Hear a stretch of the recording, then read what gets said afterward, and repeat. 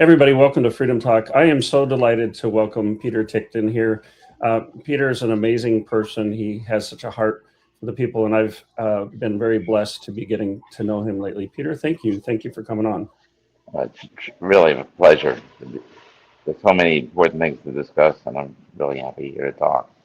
Yeah, there certainly are, and I have some specific questions. But first of all, I just want to say how happy I am, my whole family. I know the nation, at least the decent people in the nation, are very happy about Tina Peters. I got the chance to meet her and talk to her and speak at an event with her, and she's just a delightful person. Yeah, the light on bright as a tack. I'm telling you, I'm thrilled to have a client that has the smarts that she does. So, yeah. Absolutely. So you and I have talked about a lot of things. I wasn't at the January 6th event. I've really worked to help some of those people have a voice. I know you're working with some of them, but I'd really like to focus on the targeted school parents. I know this is a bit of a new topic for you in the sense that you're kind of getting an idea of what happened. But I know, Peter, something I've been very grateful about, and the parents around the country who experienced federal targeting are extremely grateful for your approach toward it. So what I'd like to do is lay out the groundwork, a little bit of the issue, so our audience knows, and then I have some questions for you. I understand you have about 15 minutes, Peter. Right, yeah. I'm on the move today, yes, absolutely. Gotcha. In fact, I'm in a lobby of a hotel, set up here to be able to accommodate the best I can. Been there, done that. So I'm going to play a little bit of a show. I've been on many shows about this topic, but Eric Metaxas did such a great job with this. I'm going to play a little bit of that. Federal government targeted innocent parents who were trying to be advocates for their children. September 29th, 2021, the National School Board Association sent a letter to Joe Biden asking for federal assistance dedicated to these dangerous parents, and this whole domestic terrorist narrative came about. By October 4th, Merrick Garland issued the memo designating parents as domestic terrorists. Then October 18th, there was a letter by 14 attorneys general sent to Garland and Biden citing this National School Board Association letter as a massive fraud.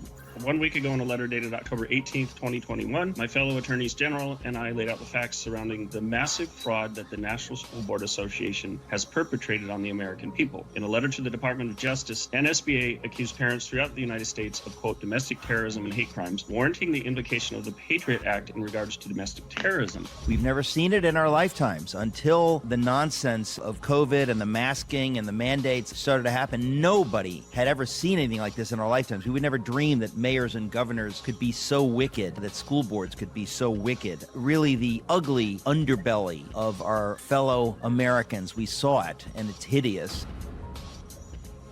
Parents were being persecuted. The students were being persecuted, coming from the top down. Parents were coming, and kids coming to our coffee shop saying, look, these COVID policies are leading to our kids committing suicide, having mental health issues, physical health issues. People are coming to you desperate for help. You have parents crying on your shoulder. We had a kid in our neighborhood go out in the desert and shoot himself. The youth suicide was covered up because the school districts were getting money, and you're going to see what they did to our family and others as well. We know right now that when it comes to the elite, when it comes to the globalists, they have and will continue to make parents specifically the enemy. According to FOIA documents that I've received and the dates and the timeline, which we're going to go over, that is where John Carruth from the Vail School District got in touch with the National School Board Association. Merrick Garland and the Biden administration got involved, and then the FBI started hunting, monitoring, profiling parents. So put yourself in my place and my wife's place. People are coming to you asking for help. What are you going to do, especially if you're a Christian? Are you going to pass by on the other side? Are you going to hide and say, well, sorry for you, I'm just going to save my own skin? Absolutely not. The data was out there even at that time. So there's really no excuse for people to say, well, we were just doing the best we could with the information at hand. And you're going to see that I presented this information to the Vail School District, and they ignored it because they were getting millions of dollars. I've done digging. I've had 4 years to research this, and I have the emails where they communicated this, and this went all the way to the federal level. And these parents who are concerned because their children were being driven to suicide and mental health disorders, deprived of an education, instead of being listened to, they were attacked, and it was because of money. So that's part of it. But it was a very, very trying thing to go through, Peter. I was one of those parents, and You are one of those parents. I am one of those parents. Yes, still living with it. Yeah, I'll tell you, it's so unimaginable that that an attorney general of the United States could be calling parents of children terrorists, domestic terrorists. I mean, this is what went on. Okay, before Merrick Garland, the stage was kind of set, and I hate to put it this way because I don't want to comment about marijuana. A lot of people that are relatively innocent spent a lot of time in prison because of marijuana. But before marijuana, there was alcohol, and we had prohibition. At the end of prohibition, there was a tremendous number of people that were in law enforcement, and their entire existence had to do with stopping the flow of alcohol. When prohibition ended within a week, they pivoted, they changed, they went into the marijuana business, or fighting the marijuana business. And we figured that when marijuana and other soft drugs were decriminalized, it reduced the amount of crime by about 25%. But they didn't reduce the number of police, and they didn't reduce the number of prosecutors. So all of a sudden, due to this thing, which was a beneficial thing overall, I think, but because of it, it set the stage. And Merrick Garland, being the evil genius that he is, I mean, you got to give the devil his due, okay? And, he took our Justice Department, the DOJ, and he turned it into a weaponization department against the American people. There's many different zones or topics or categories where he criminalized behavior with weaponization. One is exactly what you're talking about, the parents. Parents of children that went to school board meetings, caused any kinds of problems at all, that was one of them. He also went after MAGA. He went after the upper middle class MAGA people. He went after the J6ers, we know that. We know he went after Donald Trump himself. We know that he went after people that were close to Donald Trump. He went after cyber currency people. He went after doctors that prescribed ivermectin and hydroxychloroquine, or who was simply against the jab. So, and all these things are related. He went after police officers as well. If there was any accusations of excessive force. There are many more categories, but parents that went to Board of Education meetings were literally deemed to be domestic terrorists, and they were, once you're in their crosshairs, they do everything they can to destroy you and destroy your life. And that's what they did here, and I guess they did it to you too. I'm sorry. They did, thank you. Yeah. This is the now infamous October 4th, 2021 memo from Merrick Garland, where he sought a partnership among federal, tribal, and other law enforcement, right down to school boards, teachers, and staff. And there's some interesting things. I had posted these in about 2023. Last year, America First Liberty posted these in the smoking gun report, which I thought was great. But these documents, emails, and communications between Merrick Garland, DOJ staff, and the National School Board Association, I'm just pulling out a few highlights. One is that they were trying to find a federal hook to be able to arrest parents, and they weren't able to find one. This lady named Sparkle Suknen was trying to go through the DOJ, trying to look for a federal hook. And some of the attorneys at DOJ actually expressed serious concerns with the DOJ taking any actions based on the National School Board Association memo. And one of them said, "It seems we are ramping up an awful lot of federal manpower for what is currently a non-federal conduct." He said that we couldn't be reached by federal law, and there's nothing remotely federal. And there's a lot more to that. But Jim Jordan led a Committee on the Judiciary Select Subcommittee on the Weaponization of the Federal Government report on all of this, which you're probably aware of. I was one of those so-called brave whistleblowers And they found, it's a very good report, that the Biden administration misused its authorities. And here's something very interesting, Peter. I don't know if people are aware of this, but this letter from the National School Board Association that was then sent to Merrick Garland and Joe Biden was a complete farce, because the White House and Merrick Garland themselves helped to craft it. So talk about setting people up. You can't find a federal hook, so you go to the National School Board Association and say, here, we'll help you draft a letter that you're going to send to us to legitimize federal law enforcement at school board meetings. So we were surveilled, we were pursued. Garland established a task force. And, this was very, very serious. The FBI opened dozens of investigations into parents' conduct at school boards. They had a snitch line.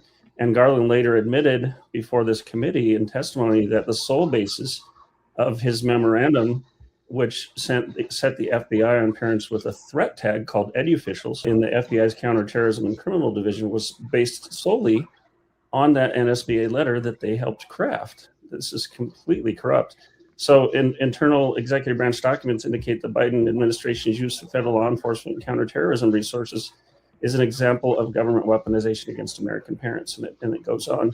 But there's something very interesting here, too, at the bottom.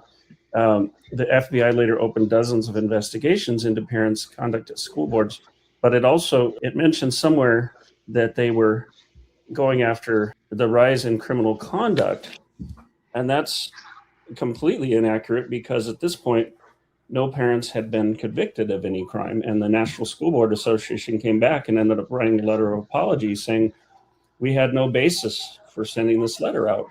And in some of these internal communications, it was admitted by the DOJ that none of the parents, including me, I was highly demonized, did anything wrong. But our lives were turned upside down. In our case, my family, our house, our savings, everything is gone, because I was nationally and even worldwide portrayed as a domestic terrorist for sitting in an office meeting. So a question I have, Peter, is if DOJ officials partnered with state and local authorities to target school parents and orchestrated this whole thing, why shouldn't those parents be able to seek relief from the federal government? Because when I first went to the DOJ early this year in January, I was told, well, this isn't a federal issue. And I think they've reversed that now. Why is it that parents cannot seem to sue the federal government for what was done? Well, it depends. Really, the action that you would have against the federal government would be because one of the employees of the federal government, albeit a high-ranking employee such as Merrick Garland or anyone, did something wrong, committed a tort. So if you've got a driver of a mail truck that hits you and causes an injury, the same as you can sue almost anyone for personal injury, you can sue the federal government for that, being the employer of the person that hit you. Likewise, if we have somebody like Merrick Garland that starts a whole thing going where there's a malicious prosecution against you or an intentional infliction of emotional distress, what these people are doing, we're doing.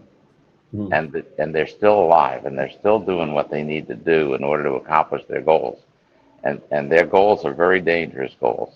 We heard from President Trump last night in regard to the fact that they've been involved with this election fraud, and China's involved with it too. So we've got the involvement of foreign entities that are coming into the United States and doing this.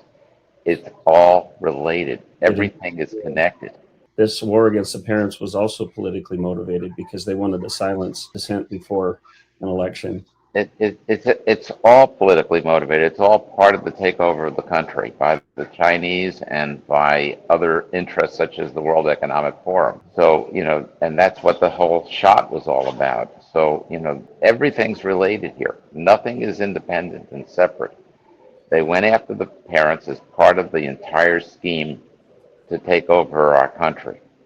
And they did. They got away with it for 4 years. They did. And, I'm going to skip ahead a little because I know you're limited on time. But my experience with the Trump DOJ, all of us parents got very excited because we thought, hey, we're going to be vindicated. Maybe we can get some semblance of our lives back. I've been an advocate of restitution for a long time under the premise that if the federal government attacks you and causes you damage, they're responsible for reestablishing what they took. But I will say I went January 23rd into a meeting in the DOJ, and I heard these words directed to the parents: "We don't negotiate with terrorists." Now, that wasn't only offensive, that was a legal term, you might say, that was used against us, because we had an official threat tag under the Patriot Act with the FBI as terrorists, and that word was used.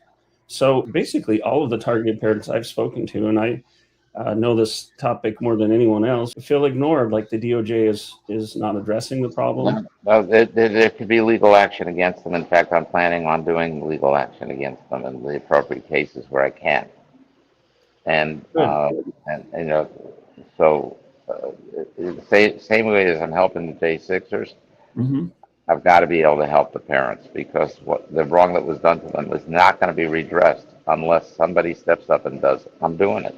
And I have spent 5 years of researching this, Peter. So I've had frustrations with going to law firms and just being put aside. And I am so grateful that you're willing to pursue this, because this was one of the most egregious wrong things that's happened in the history of our country. Because if you're going after school parents for wanting to take care of their kids, and in my case, having a whole lot of parents come to me and ask for help, that's egregious. I mean, there's nothing more central to a No, nation than its families. you have no idea how egregious the different things that they are doing are. They've got a timetable of 2030, and that's for things that, let's just say different people are suggesting different things as to what it is that they intend to accomplish by that time. But there are people that would think that the population of the Earth would be best if it were reduced to 1 out of 16 of what is present of the number of people that are presently walking the Earth. So you're looking at something that's even more horrendous more horrendous than anything we've ever seen on the planet, if that's their plan. And we have good reason to believe that that's what they really want to do. They believe the global warming. You got to understand global warming if you're going to understand our enemy, Yeah. because they are wrapped up into it, and it's all part and parcel of it. So they needed to basically attack our values and cause confusion on many levels, especially in terms of being able to take over the concerns regarding COVID and making sure that people are getting that jab for different reasons that are horrific. So I actually have a graduate degree in environmental science and conservation. I know that topic of global warming inside and out. I worked for the USDA, but I was going to say, beyond that, Peter, as you know, I have a great deal of information, specific information. I've done the research on this issue for the parents. So I'm looking forward to helping you guys get clarity on that. And I have a lot of the documentation in one place. I lament that bringing this forward and what was said on January 23rd has caused some friction with the DOJ. And I wonder if there's any way that this disconnect can be resolved. I have consistently asked that the DOJ meet with me on behalf of the parents, and we can hammer out a plan. well, they're going to have to if we sue. Yeah. And the more people that sue, the more pressing it's going to be. And I felt I could include these with the J6ers, because I've got, at this point, well over 300 people signed up with me in regard to January 6th. We've got 2 more complaints, which we're going to be filing on Monday. And believe me, they're going to be flowing. There'll be 2 or 3 a week coming as we do 10 to 15 in each one of these in order to get these numbers done. But I'm hoping to have more like 600 J6ers by the time all is said and done, and that'll put us in really good bargaining position, because there's no way that there's going to be a fund at this point. No, and that was the question I was going to ask, if we'd had more time about the fund, because I have some information. I think it was doomed to fail from the beginning. But I did want to say, Peter, that I think some of these parents who on the surface may look like these are just state issues, I'd like to help with helping bring people in, helping sort of winnow them out and help prepare their cases. But I think some of these that may seem to be just state cases, there's really, to use Merrick Garland's words, there's a federal hook, you might say, because the feds were highly involved. They were surveilling us. I know for sure that we have FBI files on this right now. Those shouldn't exist because we're not criminals. I agree entirely, and that compensation needs to be forthcoming. There's a lot of harm that's been done to a lot of people in all these different areas where the weaponization occurred.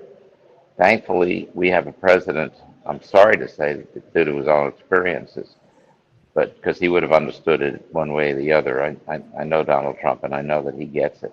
Yeah. Thank God. Yeah, thank God, absolutely. One of my hopes, Peter, is that President Trump would be open to having just a small ceremony on the White House lawn to bring some of these parents up there and say, you guys are not only not criminals, you're heroes, you did the right thing. Yeah, that's the And way I see it. with estranged families and all sorts of things. Yeah, yeah, that's exactly how I see it. Just exactly as you're saying it. You know, these are the people who have the brains, the guts to be able to stand up for what's right, and they know what's right, and they didn't fool themselves or just step down and figure somebody else is going to do it. These are the people that did do it. Thank God for the people that we have in this fight. You know, one way or the other, that there's weaponization for a reason. And that's because they present a certain danger to the totalitarianism that is knocking on our door. Yeah. Once we lose it, we're lost it forever. And if we don't bring justice and accountability, it just emboldens people, like the people threatening Amy Coney Barrett and other officials. If the government had taken the threats against us seriously and clamped down on these people, they wouldn't be so bold to go after high officials now. I know. In Florida, we've got a great, the Palm Beach County Sheriff's Office, the Broward County Sheriff's Office, due to certain threats that were made to me and members of my family. There's now a lady sitting in jail that was extradited from Colorado. So, some police forces are taking it very seriously. Hopefully the Department of Justice will. I've got to say that Todd Blanche seems to be stepping up, and I'm hopeful that he's going to do what needs to be done. Enough to even hope that he gets the nomination, because I think he's getting it now. I think he's understanding it and getting it. And maybe in the shadow of Pam Bondi, he wasn't able to do what he's able to do now. But, well, the way I look at it is this, that, I trust the president. The president wants him to be the attorney general, so that takes care of it for me. I'm glad to hear that, because that's all I want is for him to get it and to talk with us and resolve this.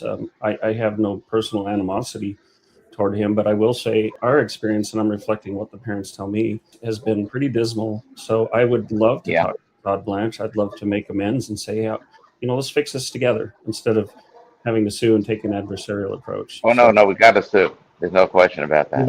It's never going to happen through the conversation. Okay. Well, I'm in then. I'm in. Peter, Okay, thank you so much. I look up to you. I'm 6'4", but I look up to you, and we'll pray for your protection. And thank you, and may God bless you for this work you're doing.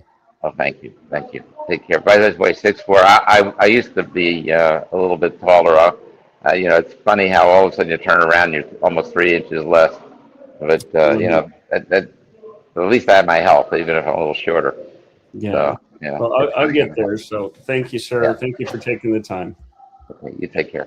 You too. Bye-bye. Thank you.